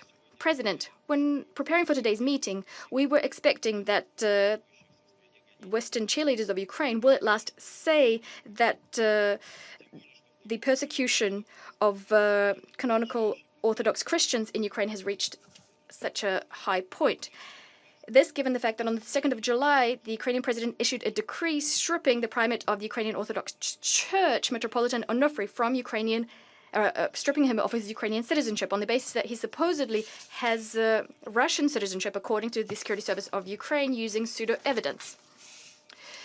He denies this, but he's also being accused of, and here I quote, maintaining links with the Moscow Patriarchate and knowingly acting against the canonical independence of the Ukrainian Church from the Moscow Patriarchate, representatives of which are openly supporting the Russian aggression against Ukraine, end of quote. And this is happening in a country where the freedom of religion and the separation of church and state are enshrined in the constitution.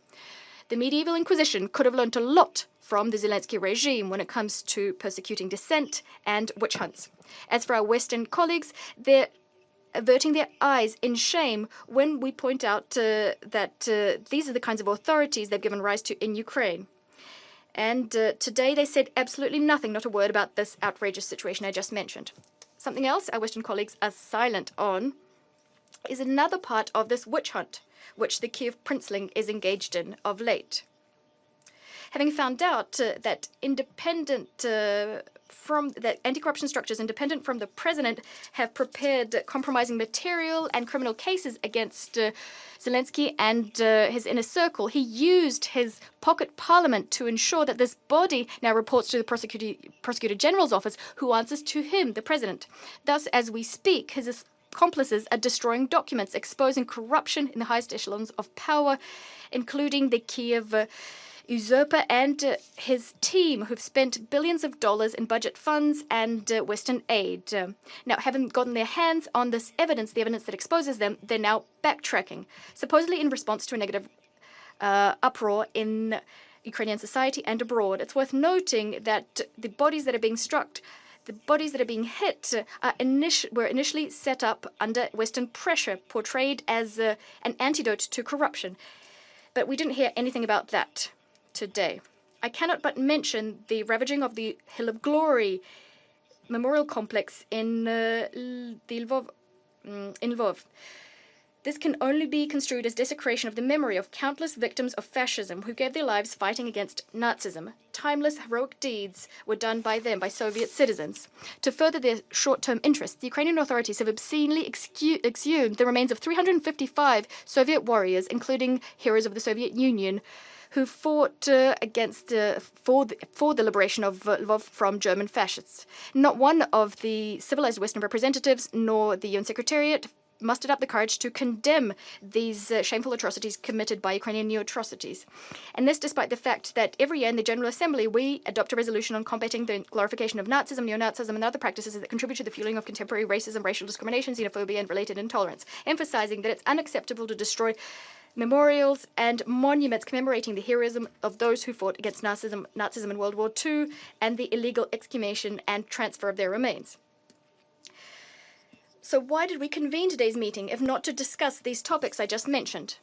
Well, it was convened to artificially maintain the Ukrainian file afloat at the Security Council, especially against the backdrop of the ongoing slaughter and humanitarian catastrophe in Gaza, on which our Western colleagues are much less eloquent. The meeting is also an opportunity to criticize Russia for methodically and consistently destroying military infrastructure and sites related to Ukraine's military capabilities, blowing up warehouses containing Western-supplied ammunition and equipment, striking areas where Ukrainian soldiers, foreign instructors and mercenaries are gathering. In a word, Russia is doing everything it should, given that a war is being waged against it imposed by NATO countries.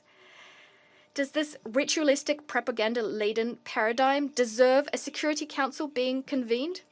Don't waste your time. Don't waste ours. We destroyed, are destroying, and will continue to destroy the military infrastructure of the Kiev regime as part of our demilitarization of Ukraine, which is one of the objectives of our special military operation. We do not strike civilian objects.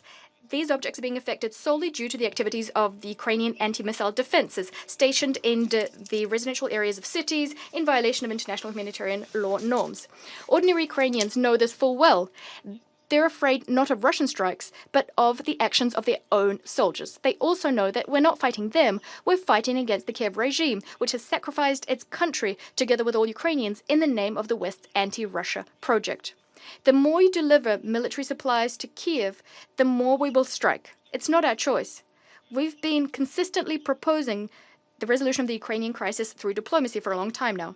But you won't agree to that. For now, you're ready to continue fighting Russia using Ukraine's hands, and the fact that there are fewer Ukrainians around does not concern you. That's why you're stubbornly trying not to notice the fact that the regime in Kiev, which is completely corrupt, it's trying to save the skins of Zelensky and his posse, putting the future of Ukraine in question. We will discuss this in detail at a separate meeting we've requested for the 31st of July. At that meeting, we suggest focusing on actions which undermine the search for a diplomatic solution to the Ukrainian conflict, including attempts to thwart direct Russo-Ukrainian talks in Istanbul. I thank you. I thank the representative of the Russian Federation for this statement. I shall now make a statement in my capacity as the representative of Pakistan. I thank ASG Miroslav Yencha and ASG Msuya for their briefings.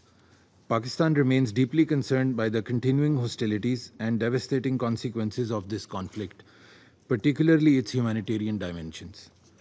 Into its fourth year now, this conflict has exacted a harrowing human cost, with millions displaced, lives and livelihoods shattered, and widespread civilian infrastructure damaged. Its protracted nature has vividly laid out that war spares no one, and its effects threaten peace and stability far beyond the region. It is unfortunate that despite the diplomatic efforts at the start of the year, including Security Council Resolution 2774 and multiple limited ceasefire understandings, tangible progress has remained elusive. While prisoner exchanges and talks in Istanbul offer glimmer of hope, the ongoing violence, death, and destruction from relentless attacks has continued to cast a shadow over the nascent and fledgling peace efforts. It is imperative that the echoes for peace must be heard. Peace in Ukraine is long overdue. The calls for ending this conflict should not be allowed to be muted by the continued drums of war. In this context, Pakistan reiterates the following urgent imperatives. First, the protection of civilians is a must. The international humanitarian law is clear, and it is vital that it must be upheld unconditionally. Targeting of civilians and civilian infrastructure under any pretext cannot be justified. Second, military solution and continued escalation is akin to pursuing a dead end. Continued attacks and the recent surge in these attacks has only deepened the suffering of people affected by this conflict. Sustainable peace demands de-escalation, ceasefire, and unwavering commitment to dialogue. Third, peaceful settlement must be our Lord Star. That is our commitment expressed in Resolution 2788 adopted earlier this week. Diplomacy is the only path forward. We welcome the talks between the Russian Federation and Ukraine. These, however, must translate into tangible de-escalation, and steps such as prisoner swaps should catalyze broader political negotiations aimed at ending this conflict. Pakistan has been a consistent advocate for peace. From the very outset, we have called for de-escalation and giving primacy to dialogue and diplomacy. Only a sincere and meaningful dialogue which addresses security concerns of all sides is anchored in the principles of UN Charter and international law and respects the relevant multilateral agreements can help lead to peace that is just and enduring. Pakistan stands ready to support all regional and international efforts. that pave the way for a peaceful resolution of the Ukraine conflict. I thank you. I resume my function as President of the Council. The representative of the United States has asked for the floor to make a further statement. I give you the floor, Madam. Thank you. Mr. President, I would like to reply to the assertion that the United States made, and I quote, groundless accusations, and that somehow this was a misuse of the Council. I reject these allegations. The United States has raised pertinent information, and in a case in point today, we noted that materials and components supplied by China are ending up in Russian weapons, weapons which Russia is using to strike Ukraine, killing Ukrainian civilians, and destroying Ukrainian infrastructure. If China is sincere in calling for peace, it should stop fueling Russia's aggression. I thank you. I thank the representative of the United States for the statement, and the representative of China has asked for the floor now to make a further statement. I give you the floor, sir. Thank you, President. I'll be very brief. China on the issue of Ukraine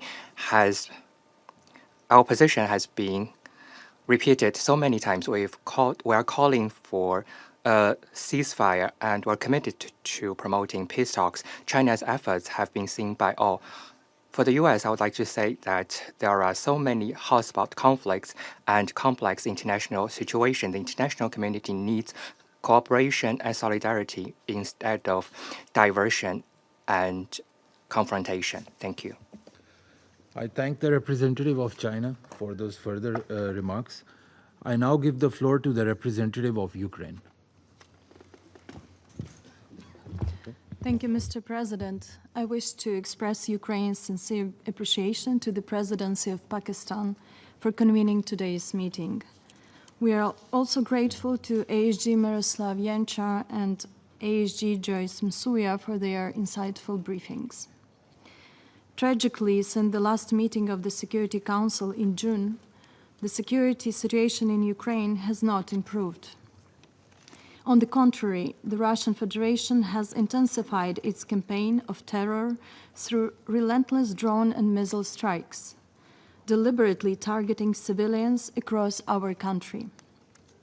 This month, each massive attack by the Russian Federation on Ukrainian civilians and civilian infrastructure has broken previous records in the number of missiles, drones, and bombs used, resulting in further civilian casualties and destruction.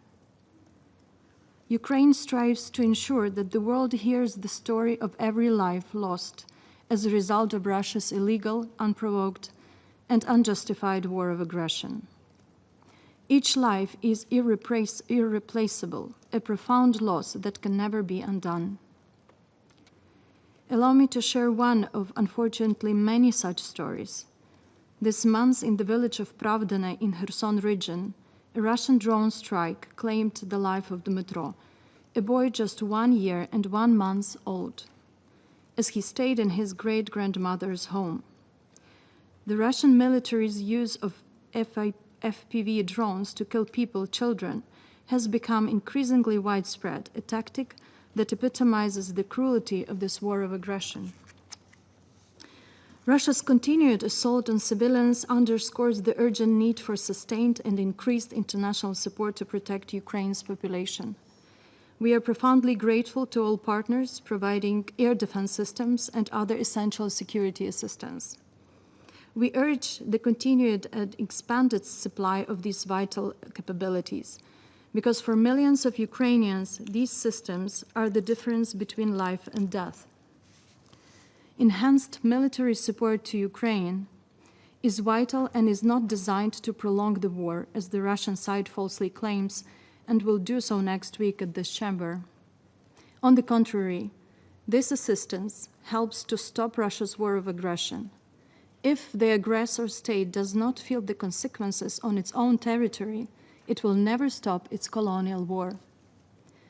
Mr. President, while the Security Council meets every month and discusses the Russian Federation's war of aggression against Ukraine, Russia gradually continues its efforts to legitimize the temporary occupation of Ukrainian territories through the systematic militarization, indoctrination, and assimilation of Ukrainian children and youth.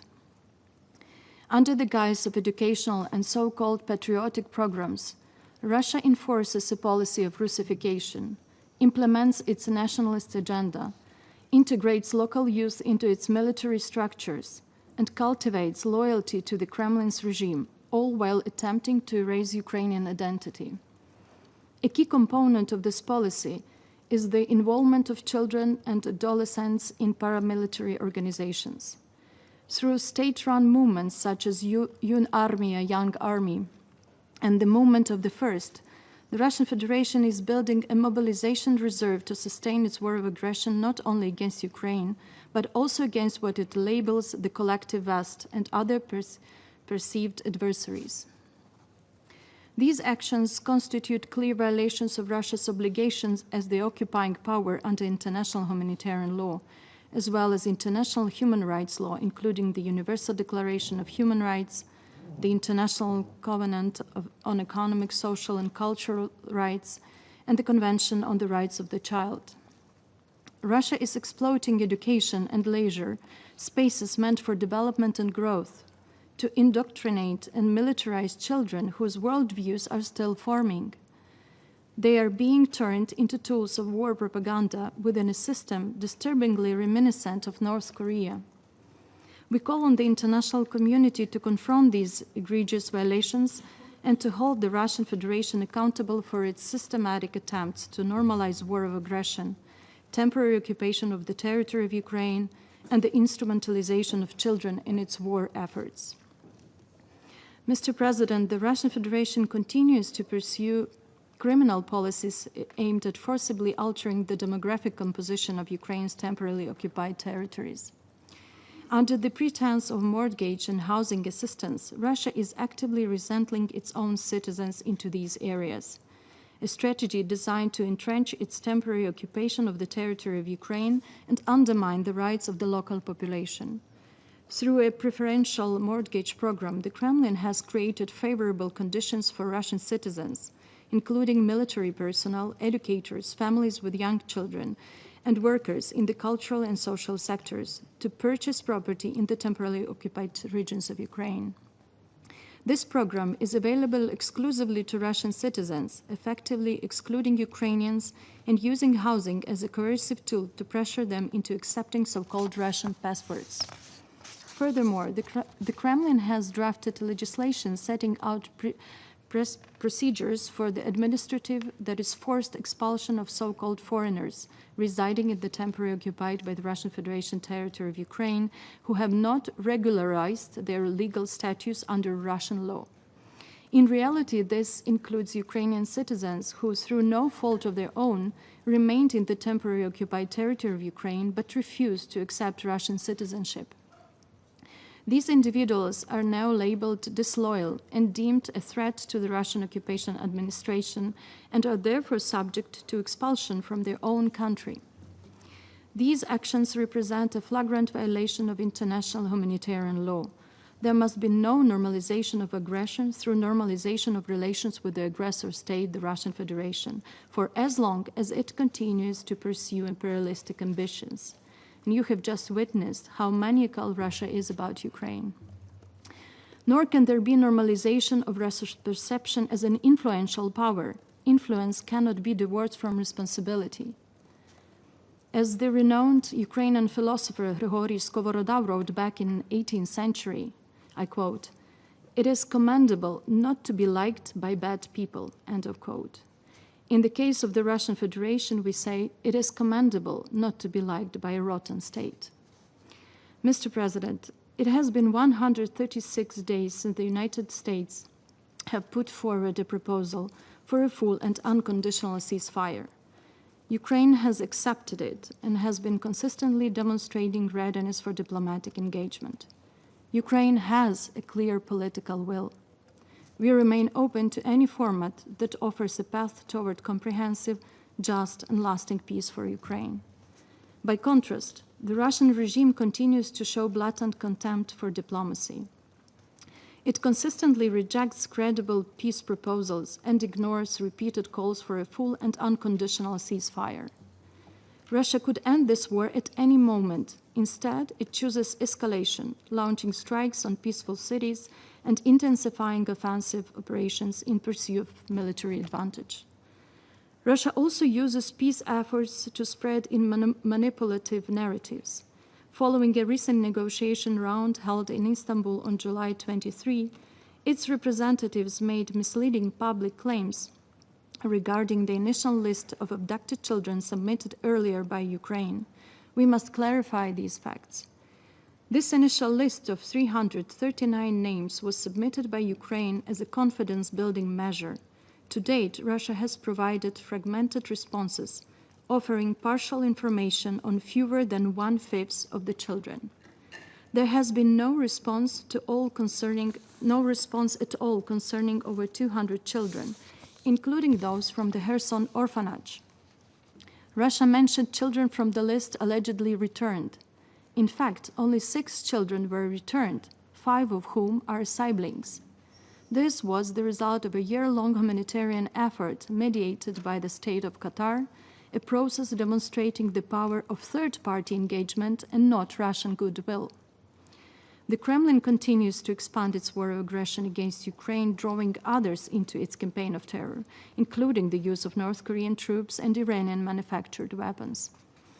We therefore call on the United States and the international community to intensify coordinated pressure on the regime in Moscow and its military-industrial complex, as well as on those around the world who support and enable Russia's war of aggression effort. The time for action is now, and there is no room for delay. Mr. President, the Russian Federation has been extensively and systematically using anti-personnel landmines as a method of warfare against Ukraine's security and defense forces. When Ukraine signed and ratified the Ottawa Convention, it did so in good faith, relying on security assurances provided by the parties to the Budapest Memorandum.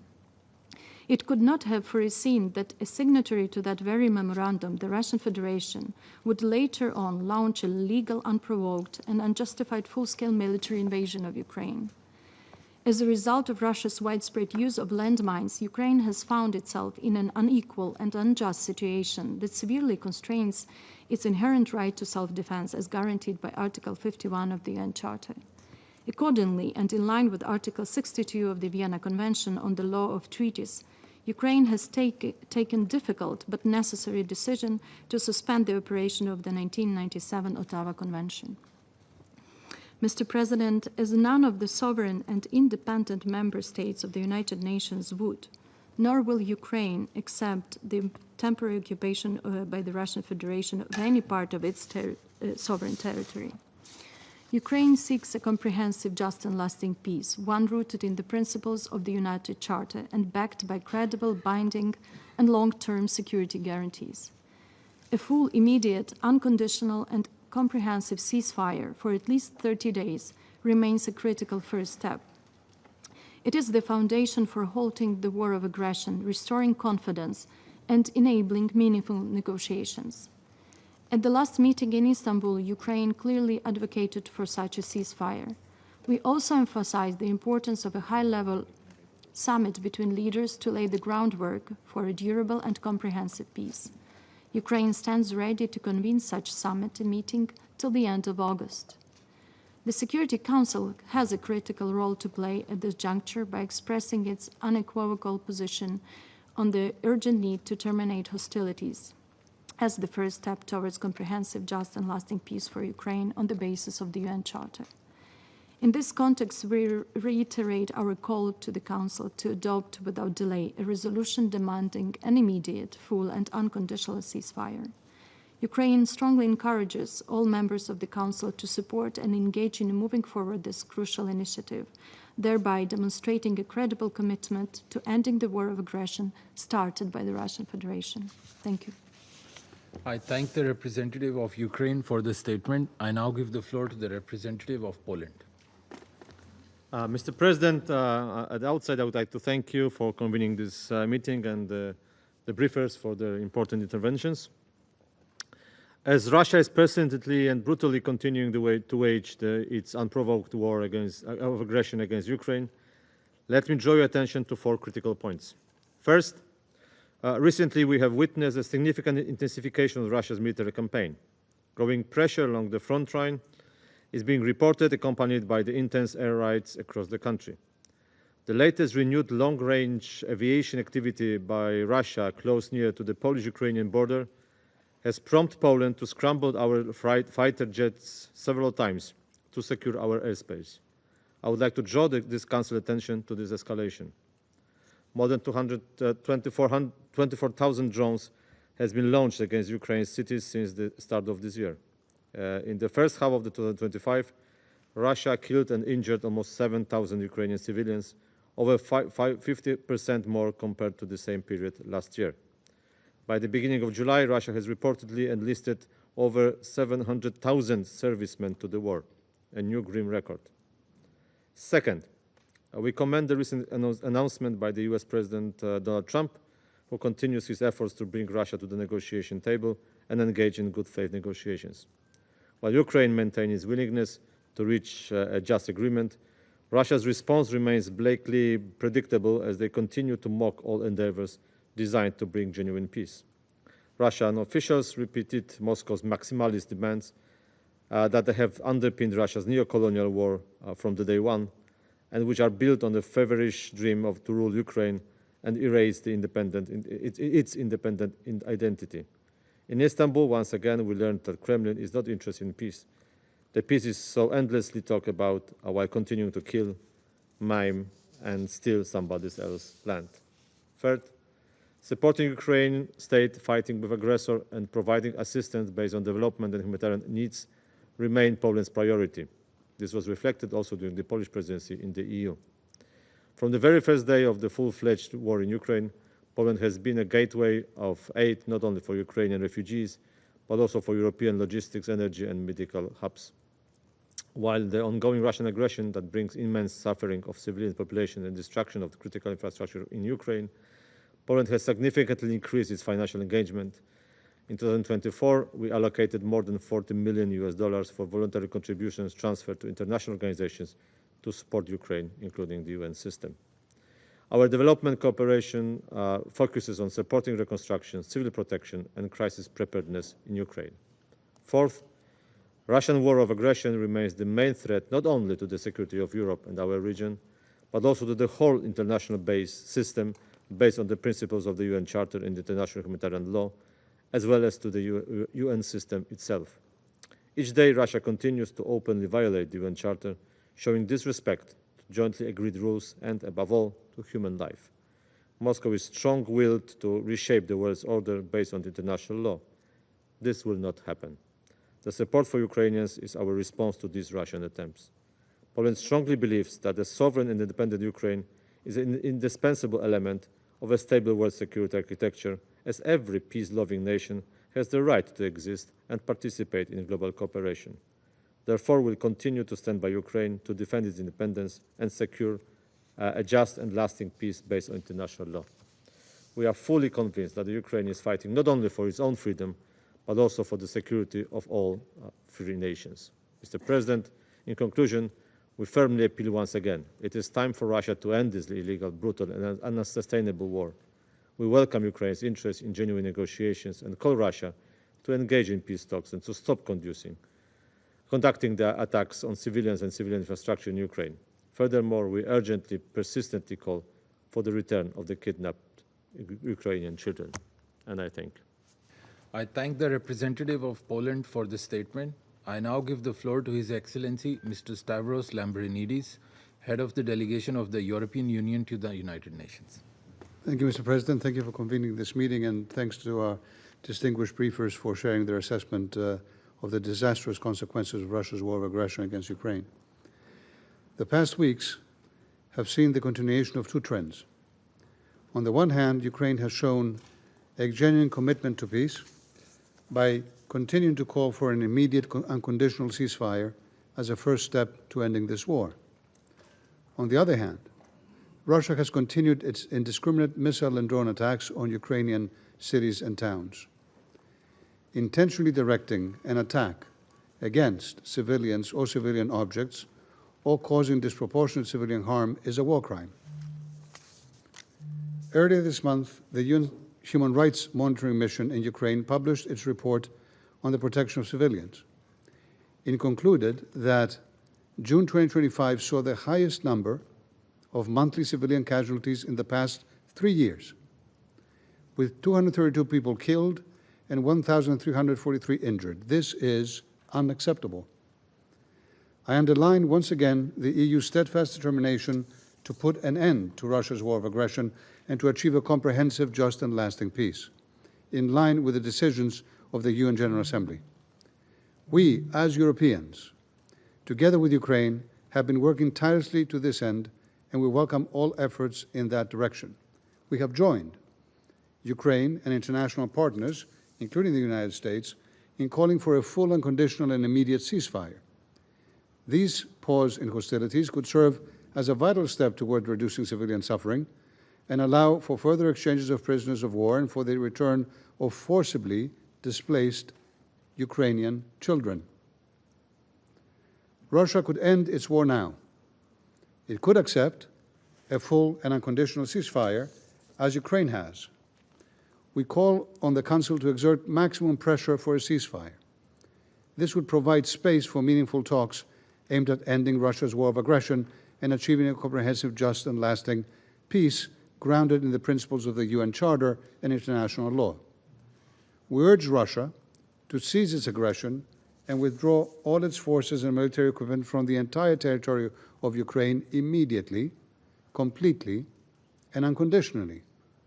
I remind this Council that Ukraine has an inherent right of self-defense under Article 51 of the UN Charter. Russia is the aggressor. Ukraine is the party defending itself. There can be no sitting on the fence on this. Furthermore, the EU strongly condemns support by third countries and actors and entities therein which enable Russia to sustain its war of aggression. The EU condemns the continued military support provided by Iran, Belarus, and the DPRK. We urge all countries to immediately cease any direct or indirect assistance to Russia in its war of aggression. The European Union, Mr. President, underlines the importance of humanitarian relief effort and confidence-building measures, notably the exchange of prisoners of war, the release of civilians, and the return of all Ukrainian civilians, particularly children, that have been forcibly transferred or deported to Russia and Belarus. We commend the efforts of OCHA and its humanitarian partners in providing assistance to those in need. Full, safe, rapid, and unhindered humanitarian access must be facilitated for humanitarian relief to reach all civilians in need, including in areas under temporary Russian occupation. In closing, Mr. President, I reaffirm the EU's unwavering support for Ukraine's independence, sovereignty, and territorial integrity within its internationally recognized borders. And I also cannot but note, Mr. President, that the Russian Federation, as it continues, including today, to shed crocodile tears for the oppressed of the world and for the UN Charter, is continuing to pursue with increased relentlessness its illegal war of aggression against Ukraine and against Ukrainian civilians. And while it is injecting hundreds of billions of dollars to its military to pursue its illegal war in Ukraine, it doesn't have a penny to offer to alleviate hunger, to alleviate poverty, to promote sustainable development for tens of countries around the world and their citizens who desperately need them. The hypocrisy, the double standards are eye-popping. We implore this Council to use all the powers in its disposal to be able to impose an unconditional and full ceasefire and to be able to promote a just, a lasting, a comprehensive peace in line with the UN Charter. We implore you. The European Union, on its part, will continue to support Ukraine for as long as it takes. Thank you. I thank His Excellency Mr. Lambrinidis for his statement. I now give the floor to the representative of Latvia. Mr. President, I have the honor to address the Council on behalf of three Baltic states, Estonia, Lithuania, and my own country, Latvia. And we thank the Presidency of the Council for convening this meeting, and we commend ASG Yencha and ASG Msuya for their comprehensive briefings and continued efforts. The UN plays a vital role in Ukraine, delivering life-saving humanitarian aid to those in need and ensuring that the facts of the war are documented with accuracy and impartiality, upholding the principles of human dignity and international accountability. Today, I would like to highlight three key messages. First, Russia's war causes immense civilian suffering and constitutes a flagrant breach of international law. Russia's full-scale invasion of Ukraine that has been going on for almost 3.5 years and continues to inflict widespread humanitarian devastation. Over the past weeks, Russia has further intensified its drone and missile attacks, systematically targeting civilians and civilian infrastructure, including hospitals, power grids, and schools. Many innocent lives have been lost. And these are not isolated cases. They represent a calculated campaign of terror and destruction. International humanitarian law is being ignored. The Security Council must not look away. And the international community must go beyond statements. We must act decisively to safeguard civilians and bring perpetrators to justice. Baltic states commend Ukraine's humanitarian coordination and resilience under this barrage of fire. We also welcome the results of the Force Ukraine Recovery Conference that took place in Rome on 10 and 11 July 2025. It showed mobilized further international support and investment for Ukraine's reconstruction, reform, and modernization. Second, the path to peace must begin with Russia ceasing its war. We note the Ukraine-Russia meeting held on Wednesday in Istanbul upon the initiative of President Zelensky. Russia's usual pattern of response, yet again another record-scale indiscriminate attacks on Ukrainian cities, reveals its true intentions: escalation, not peace.